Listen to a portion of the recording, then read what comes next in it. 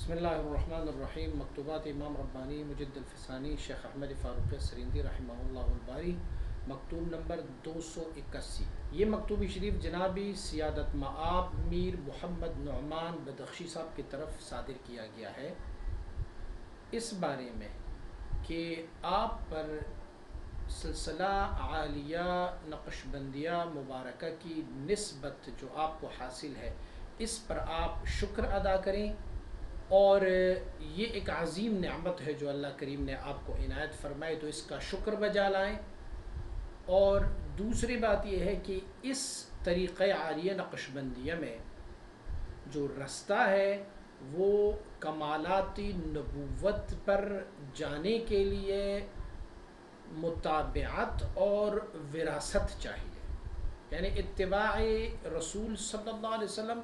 اور وراثت مصطفیٰ صلی اللہ علیہ وسلم جو العلماء ورثۃ الانبیاء ہے۔ اگر یہ دو چیزیں آپ کی شامل حال ہو جائیں تو اس سلسلہ عالیہ نقشبندیہ میں آپ جو ہے وہ شاہراہ کمالاتی نبوت پر جا سکتے ہیں۔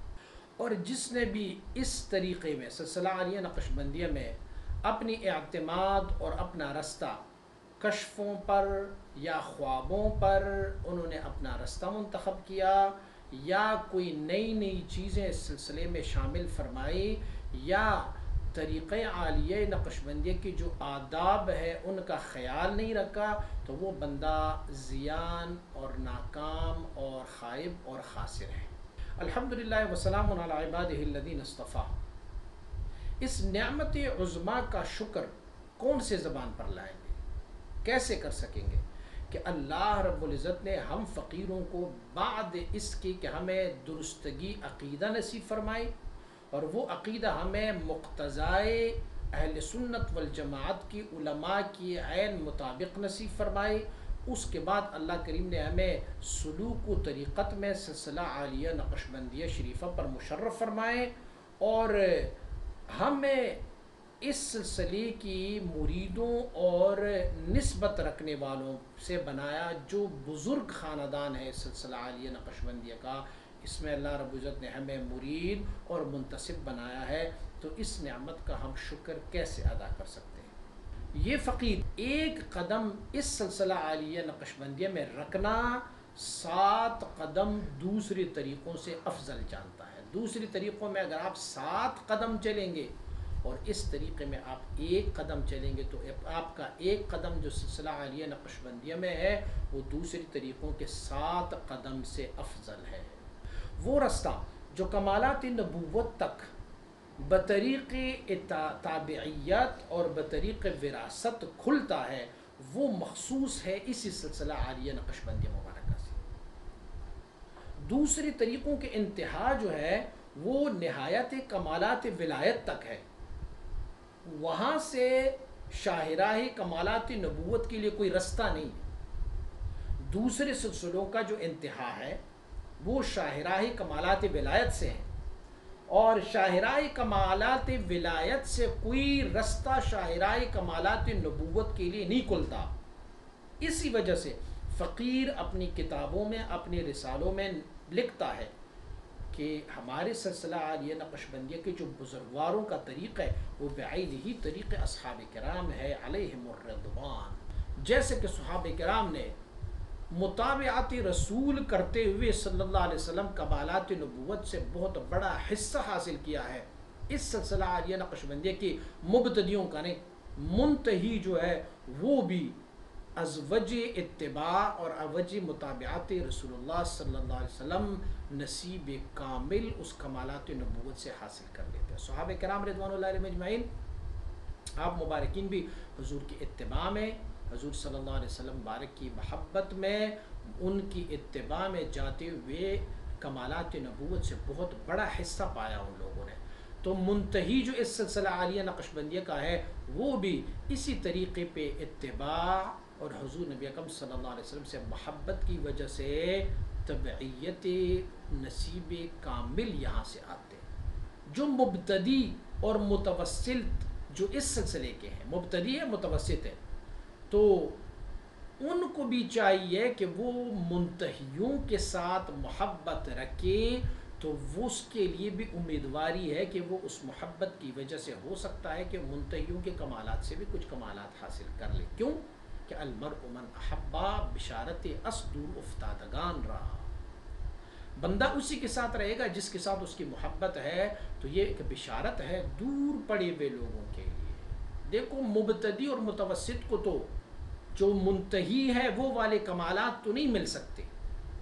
لیکن وہ کمالات نہ ملنے کے ساتھ ساتھ بھی اگر وہ ان منتہیوں کے ساتھ اور میرے آقا صلی اللہ علیہ وسلم کی اتباع اور ان سے محبت رکھیں گے تو یہ بھی امید رکھی جاتی ہے کہ اللہ کریم ان کی کمالات سے ان کو بھی کچھ حصہ عنایت فرمائے. کیونکہ حدیث مبارکہ میں ہے کہ المرء مع من احبا، بندہ اسی کے ساتھ رہے گا جس کے ساتھ اس کی محبت ہے. جو زیانکار اور نقصان والا بندہ اس سلسلے میں وہ ہے کہ وہ تو اس سلسلے میں داخل تو ہو جائے، نقش بندیہ سلسلے میں داخل اور شامل تو ہو جائے، لیکن اس سلسلے کی آداب کی رعایت نہ کریں اور نئے نئے کام محدثات اس طریقے میں وہ پیدا کر لیں اور وہ اپنی خوابوں، وہ اپنی کشوف پر بخلاف ان طریق قدام کنات، اس سلسلے کے طریقے کے بالمقابل مخالفت میں وہ کچھ کام کریں تو یہ بندہ خائب و خاسر ہے. ایک بندہ ایسا ہے سلسلہ عالیہ نقشبندیہ میں داخل ہوا اور داخل ہونے کے بعد جو سلسلے کے اصول ہیں ان کی خلاف ورزی کی، انہوں نے نہیں مانا اس سلسلے کو، یا پھر انہوں نے اس سلسلے کے اصول کو تو اپنائے لیکن انہوں نے خوابوں، کشوف اور منامات کی وجہ سے وہ چیزیں جو اس سلسلے کے منافی ہے ان کو اس سلسلے میں شامل کیا. بھئی مجھے کشف ہوا ہے کہ سلسلے میں یہ کام کرو، مجھے واقعہ میں دکھایا گیا ہے کہ یہ کام کرو، اور وہ سلسلے کے بالکل اپوزٹ اور مخالف ہو تو وہ بندہ خسران میں ہے، زیان میں ہے. اگر کوئی بندہ سلسلہ عالیہ نقشبندیہ میں کوئی ایسا ہو جو سلسلے کے اصول اور آداب کی خلاف ورزی کریں اور لوگ کہیں یہ دیکھو یہ بھی تو نقشبندی ہے، فرماتے اس صورت میں طریقے کا سلسلے کا کیا گناہ ہے؟ سلسلہ تو وہ اپنی اصل پر ہے، لیکن اس بندے نے اس میں اختراعات کی ہے اور اس نے اپنا رستہ جو ہے وہ خوابوں، کشوف اور واقعات پر جو ہے وہ مبنی کیا ہوا ہے. اور انہوں نے بجائے اس کے کہ کعبے کا رخ کر لے ترکستان کی طرف اپنا رخت سفر باندھا ہے. ہم نے کہا تھا نا کہ نقش بندیاں عجب قافلہ سالار کہ برند از رہی پنہاں بحرم قافلہ را. تو اب اگر یہ بندہ ایسے کر رہے سلسلے میں تو نقش بندیہ پھر اس نے اپنے لیے کہ یہ پیر ایسا پیر ہے کہ انہوں نے کہ برند از رہی پنہان بترکستان قافلہ را، پھر حرم کی طرف نہیں جائے گا، پھر ترکستان کی طرف جائے گا. ترسم نہ رسی بکعب اے اعرابی، ان راہ کی تو میر بھی بترکستان است. میں ڈرتا ہوں اے اعرابی، اے بدوی، اے بانڈیچی، اے گاؤں والے بندے، اے پنڈو، کہ جس رستے پر تو جا رہا ہے یہ ترکستان کی طرف جا رہا ہے، کعبے کی طرف یہ رستہ نہیں جا رہا. یہ تو انہوں نے نصیحت فرمائی. بقیہ میر محمد نعمان بدخشی کا بڑا دل تھا کہ یہ نہ اپنا ملک چھوڑ کے آ جائے مجدد رحمۃ اللہ تعالی کے بارگاہ میں، بس یہیں پر ڈیرے لگائے اور یہیں پر رہے. فرماتے میں یہ اس بات کو پسند نہیں کرتا